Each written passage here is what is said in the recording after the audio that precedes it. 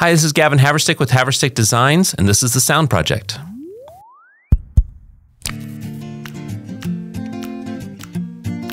So I'm here today with Fadi Hayek from SSL, and we're here at Sweetwater's Gear Fest. Thanks so much for joining us. Oh, it's my pleasure. It's my pleasure. Yeah, yeah. Gear Fest is always a fun time. We get to interact with a lot of different people, and you know, we love it when studios we design have SSL products in their studios. We don't specify the gear, but when they do select it, we're just like, all right, this is going to be a top level studio. To hear. Thank you. But yeah, tell me a little bit about what you do at SSL. Well, I'm Vice President of Music Products for Solid State Logic. So what I manage is we call the Audio Creation Products Group, and that entails the large frame consoles like the AWS, Matrix, XL Desk Origins, all the way down to the smaller frame products like the Big 6, Small 6, and all of the control surfaces that we make, the USB interfaces, and outboard equipment, 500 full rack space. So everything. Yeah, everything that most people who work in a recording studio will experience and work with. So yeah, that's what I manage for them. That's amazing. So you keep very busy, and you're based out of? I'm based out of New York, in the New York office. Okay. We have an office in LA, and we have an office in New York. Yeah, I'm sure you do a ton of traveling for this. Yeah. I'm always, we're always interacting with our clients directly, just like yourself. You know, we're very client focused. Yeah. Everybody has a unique story about how they got into this world that we're in the music industry. So tell me a little bit about yours.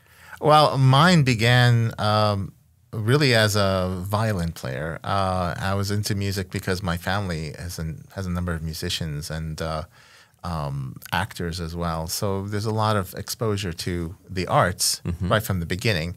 So violin was my instrument of choice at the time.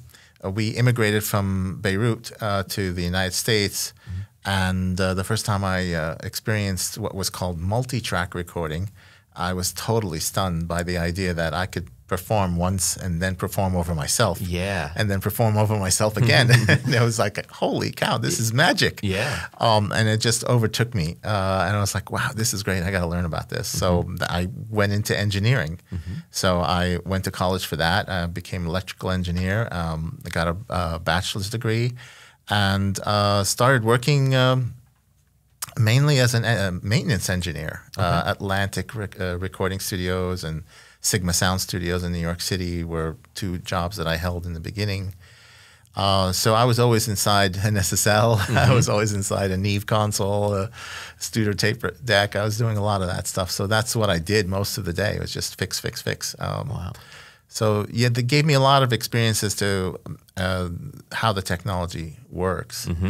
I'm sure that helps a ton with your current job. I mean, you probably, looking back when you were younger and doing that and fixing these SSL consoles, did you ever think that you would end up working for them?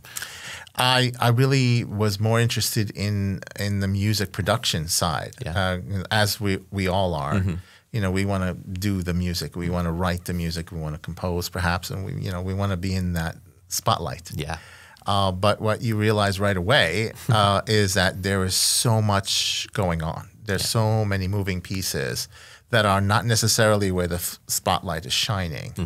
And I do like a seminar for college education organizations and schools. I tell them, you got to look beyond the spotlight, because there's so much opportunity there. That's really good advice to give people, because I think a lot of people do go to school and they're just like, I'm going to be this star, and there's only so many stars that are out there, but you can still aid in that process and make a huge impact. Oh, absolutely. So many people. That's the other thought. That's the other part is people think it's a diminished role. It isn't. Yeah. It is fundamental to making the big spotlight really shine. I mean, without you, that wouldn't really be as good. It's just that real. I think about that all the time when, like, almost every week I hear some song on the radio that was done in a studio we designed, and it's just like, man, the fact that we even have like a small part in that, it's just such a cool feeling, Absolutely. And while I'm a musician myself, and that's why I got into this, and I don't think I ever had any real dreams of like being the star, but I just I just love music, everything about it. That's my I always tell people it's my one addiction. Like I don't drink or smoke, but it's like man, if you get me near a concert or a vinyl record shop or something like that, that's my thing. So, but just to be able to play a part in everybody else's creative dreams and goals, it's pretty special. Yeah, I mean, we still produce our own stuff. I have a production company that focuses more on film, but audio is a big part of that too. So we do sound design, we do post-production for the films that we do. Nice. We've also done a number of videos for SSL for interviews and things like that. So we kind of kicked off that whole idea of let's tell the story of our clients. Let's go to their studios and let's talk about what they do and how they do it, and really kind of put the product in the background more than it is in the foreground. The product is there to help the artist be who they are. Sure. So we tell those stories on video and on online. Yeah, those videos are great, and it's kind of the same route that we take with our videos. Is that like, yeah, we do touch on the acoustical design and some of those things, but it's more about like, why did you build this studio? Like, what were your dreams, and like, how are you going to use it? And you know, I think the story, because everybody's so unique, that's what draws people in. You know. Yeah, and I mean, my career path took a left turn when I first saw DigiDesign, and I saw them, you know, doing their first sound accelerator card, which wasn't even, this was before sound tools. Yeah. Yes, now you know how old I am. But that took me in a completely different direction, and I started to actually write for magazines about these products, because there was very little understanding about computer science, and I started digging into computer science even more at that point. And I came to the attention of Steinberg Media Technologies in Germany, did a number of articles about their products, and they called me and said, would you like to come work for us? And that kind of, again, set my career path on a completely different direction. I had no idea I was going to be working for a manufacturer. Yeah. I did 12 years with them. I worked on the initial development with ASIO and VST, which kind of like, you know, everybody knows what those are today. Yeah.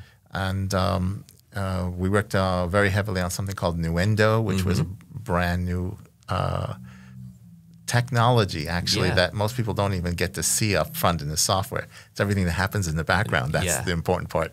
Yeah. So that was a very exciting project that I worked on. And then eventually Peter Gabriel came knocking at the door. And that's when Peter took over SSL, and he was looking for digital audio workstation-centric people who understood the mindset of clients like that. Yeah. And that's when I was hired 17 years ago. 17 years ago. Yeah. Okay. Awesome. Have you held a lot of different roles there at SSL, or the one you're in right now? Have you been doing that the whole 17 years? Yes. Yeah. The short answer is yes. But my role has expanded as the product group expanded, because initially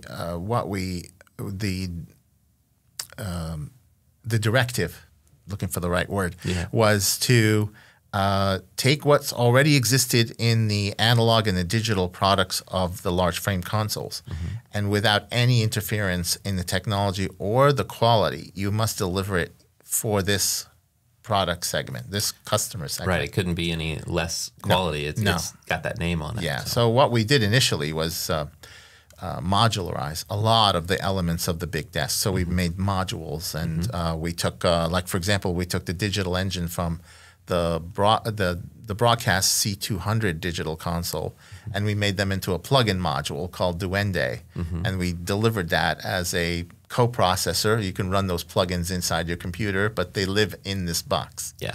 So it was little things like that we kind of borrowed, but eventually it grew. It grew into its own product segment with its own thinking, with its own dynamics. Yeah.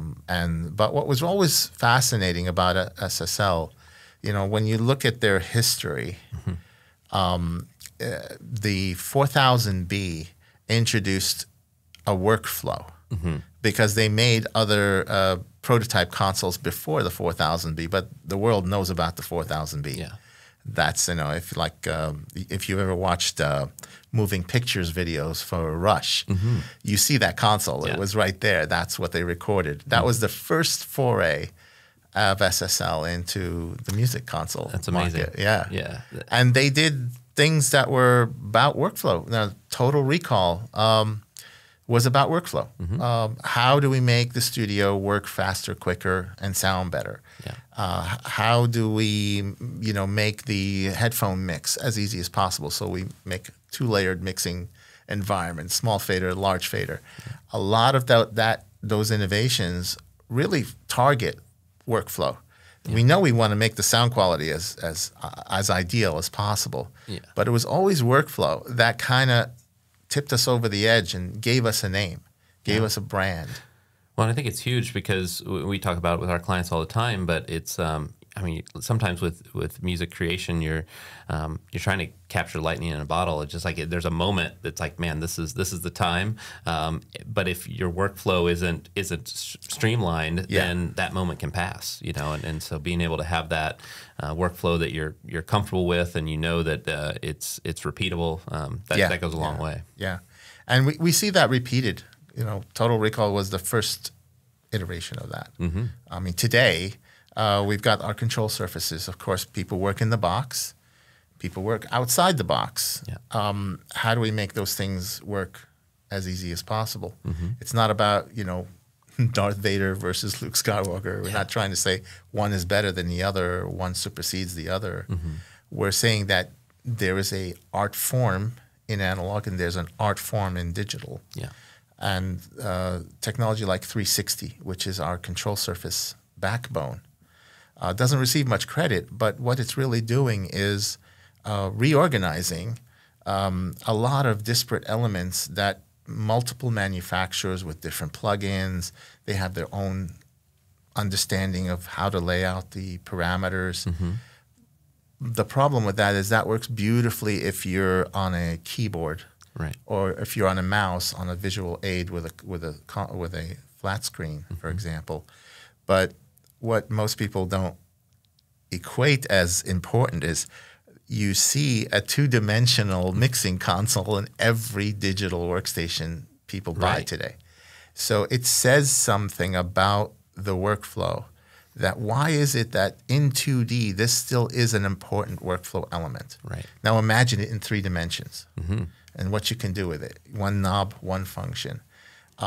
When we migrated this to DAW, we realized that because the DAW manufacturers kind of tell us this is what you can do, this is how the plugins are laid out, and we basically have to kind of follow them.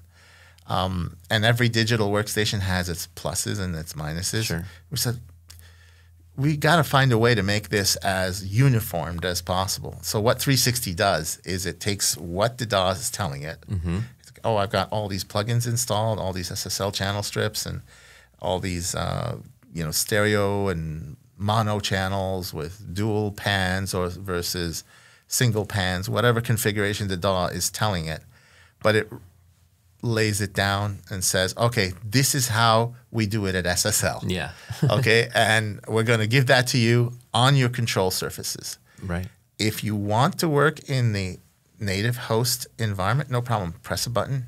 You're in the way the host DAW says to do things. But if you want to focus on the beauty of mixing on an SSL and how fast and how easy it is to work, press the next layer, and now you're in the SSL equivalent of that. Yeah. You're not losing anything. Yeah. You're still working in the DAW that you love. We're just reorganizing things for you so that they look like they would look like on an SSL desk. That's awesome. I'm curious too with your guys' product development and R&D, how much of that is from feedback from users? Oh my goodness, it's a big backbone. Let me put it to you this way.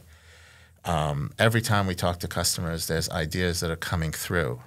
So it does always become a primary consideration. Yeah. The feedback both online and the trade shows like at GearFest, the SEs here always bring new ideas and new suggestions based on dialogue they bring from and conversations they bring from their clients. So we're always listening. Oh, we're always listening, and a lot of great ideas have come from this. Like the UF1, for example, that is a perfect example of when we released the UF8. everyone says, I wish I had a single fader. I wish I had a fader that does this, does that, does this. So we're like, okay, all right. So there's something here that we have to think about.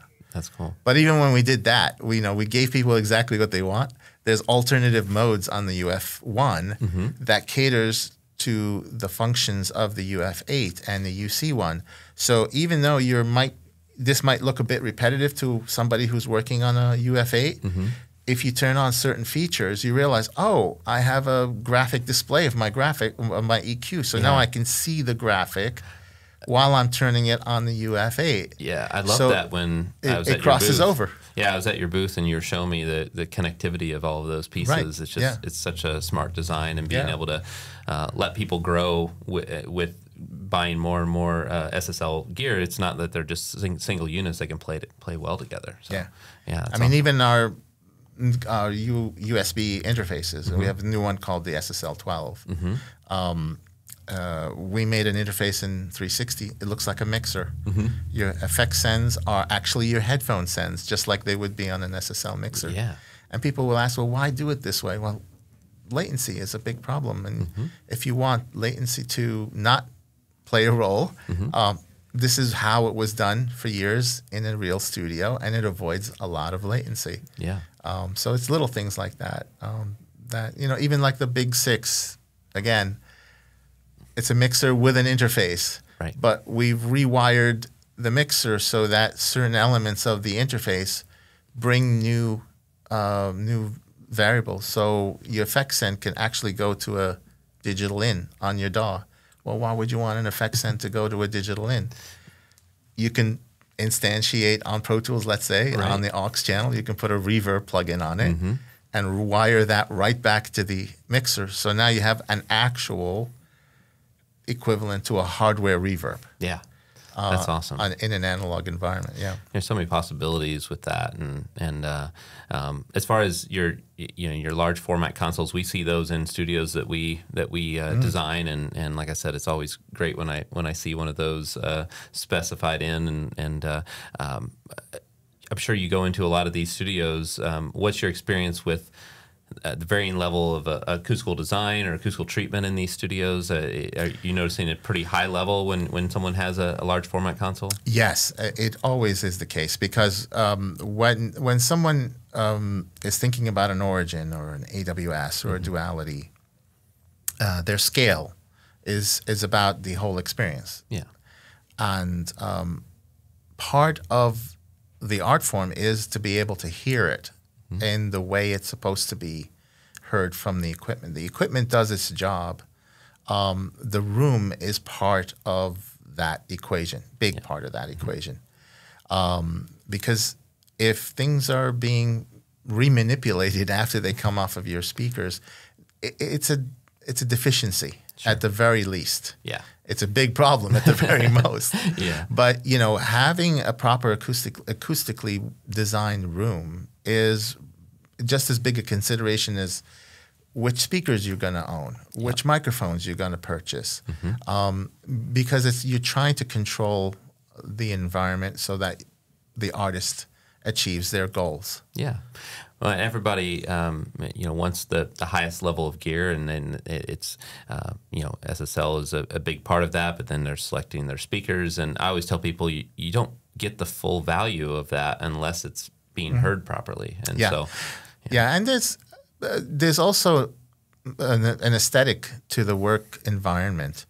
Like we used to talk about comfort. Your comfort in the space is valuable. It makes you make different kinds of music. Yeah.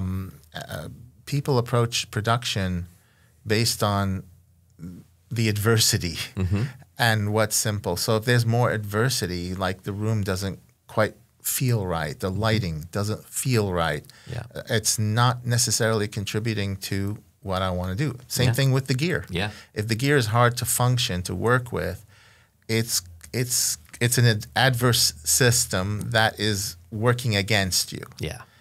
I tell people all the time, it's acoustics is a comfort factor just as much as anything. Oh, absolutely.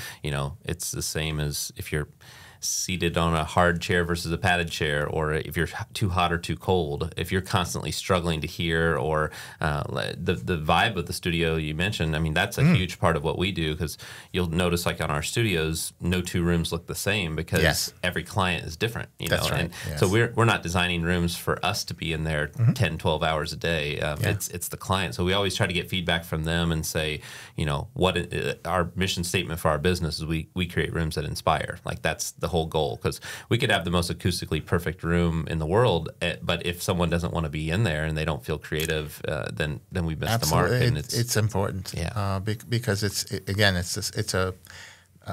your comfort in your family room reflects how you want to live with your family. You know, it's reflective of your lifestyle. Yeah, it's just as important in a recording studio.